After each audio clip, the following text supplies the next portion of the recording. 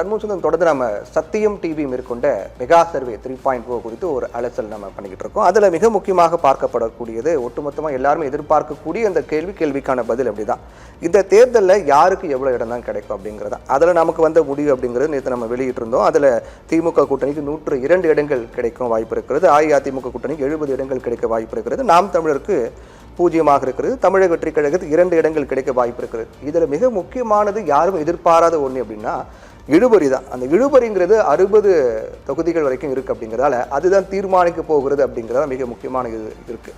அப்போ அந்த இழுபறி 60 அப்படிங்கிறது அது விஜயால் ஏற்பட்ட தாக்கம் அப்படின்னு புரிஞ்சுக்கலாமா? நிச்சயமா.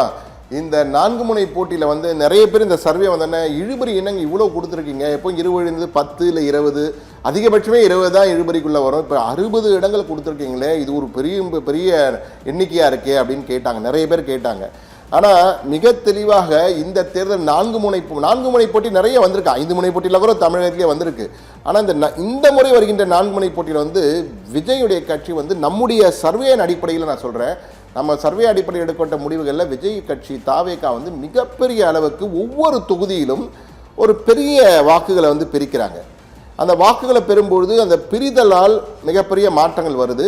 அது பல பெரிய கட்சிகளுடைய வெற்றி தோல்வியை தீர்மானிக்கக்கூடிய அளவுக்கு இருக்கிறது. அதனுடைய பாதிப்பினுடைய எதிரொலி தான் தற்போது நாம் பார்க்கின்ற அந்த எண்ணிக்கை. தற்போது திமுக வந்து 102 இடங்கள் வந்திருக்கிறது. அஇஅதிமுக 7, இரண்டுமே பெரிய கூட்டணியில் வச்சுருக்காங்க. அஇஅதிமுக 70 இடங்கள். நாம் தமிழர் பார்த்தீங்கன்னா அவங்க அக்கௌண்ட் ஓப்பனே பண்ண முடியல. தாவேகா 2 இடங்கள் தான். இழுபறி 60.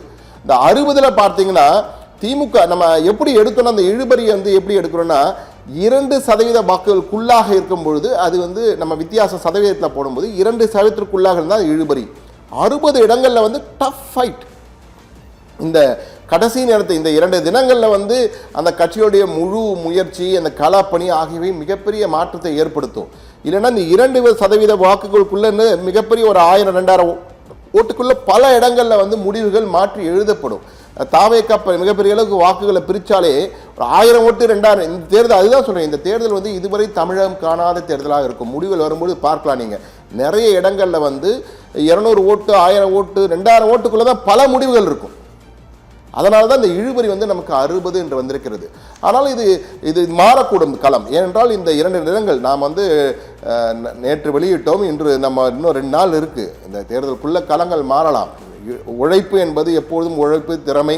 ஏற்கனவே நம்ம பேசும்போதே சொன்னோம், பல பட்டுவாடாக்கள் நடைபெறும், பல அதிர்ச்சி வீடியோக்கள் வெளிவரும். இன்று கூட அன்புமணிக்கு எதிராக ராமதாஸ் ஒரு வீடியோ வெளியிட்டார். அன்புமணி ஒரு பலவரப்பாக பேசுகிறார். இதுமாதிரி பல அரசியல் கட்சி தலைவர்கள் பல வீடியோக்களை வெளியிடுவாங்க, பல பேச்சுக்களை பேசுவாங்க. இது பெரிய தாக்கத்தை ஏற்படுத்தும். மாற்றங்கள் வரலாம். ஆனால் இது கடந்த ஒரு வாரமாக இருக்கின்ற கள நிலவரத்தினுடைய எதிரொலி தான் நம்ம கொடுத்துருது. இந்த 60 இழுபறி என்பது மிகப்பெரிய அளவுக்கு இதுவரை தமிழகம் காணாத அளவுக்கு இந்த போட்டி கடுமையாக இருக்குது அப்படின்றதை எடுத்து காட்டுவதாக இருக்கிறது. இது நிச்சயமாக மாறலாம். ஆனால் தற்போதைய நிலையில் இதுதான், இன்றைய சூழல் இதுதான் என்று சொல்வார்களே, அப்படிப்பட்ட நிலைமை தான் இருக்கிறது. திமுக முந்துகிறது, அதிமுக பின்னாலேயே வருகிறது. நாம் தமிழருக்கு இந்த முறையும் வந்து அவர்கள் நாம் தமிழர் எல்லா இடத்துலையும் அவங்களுக்கு வாக்குகள் இருக்குது. ஆனால் வெற்றி பெறக்கூடிய அளவுக்கு இருக்கா என்றால் நிச்சயமாக இல்லை என்பதுதான் இது காட்டுகிறது. தாவேகா 2 இடங்கள், அதுவும் தாவேகா வந்து விஜய் தான் ஜெயிப்பாருன்னு சொல்லி எதிர்பார்த்தோம்.